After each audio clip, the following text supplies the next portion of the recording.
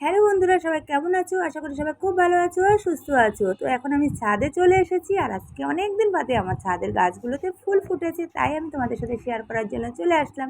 তো এখানে দেখো লক্ষ্মী জবাতে কয়েকটা লক্ষ্মী জবা ফুটেছে, ছোট ছোট পিঙ্ক পিঙ্ক কালারের, কি দারুণ লাগছে না বলো?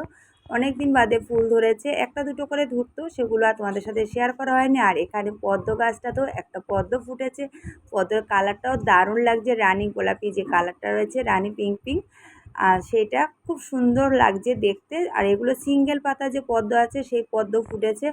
আর একটা সমস্যা কী হচ্ছে জানো তো, দেখো এখানে আমি যেহেতু বালতিতে বসিয়েছি আর মাটিটা একটু কম হয়েছে, মাটি ছিল না খুব একটা, আর বালতিটাতে আমি নিচের দিকে ছিদ্র করেছি, চারিপাশে যেহেতু ছিদ্র করিনি তাই এত বৃষ্টি হচ্ছে না, তাতে বালতিতে জল জমে যাচ্ছে, গাছের ক্ষতি হয়ে যাচ্ছে। এবার এই বালতির ব্যবস্থাটা করতে হবে, মানে সাইড দিয়ে ঠিক করে ভালোভাবে ছিদ্র করতে হবে, না তো গাছটাও নষ্ট হয়ে যাবে। ফুল ধরা গাছ, সব কুড়িগুলোও ধরেছে, সব নয় নষ্ট হয়ে যাবে। আর নিজের হাতে এত সুন্দর করে গাছগুলোকে যত্ন করছি, তারপরে যদি গাছগুলো মরে যায় না, ভীষণ কষ্ট হয়। সন্তানের মতো করে গাছগুলোকে আগলে রাখতে হয়।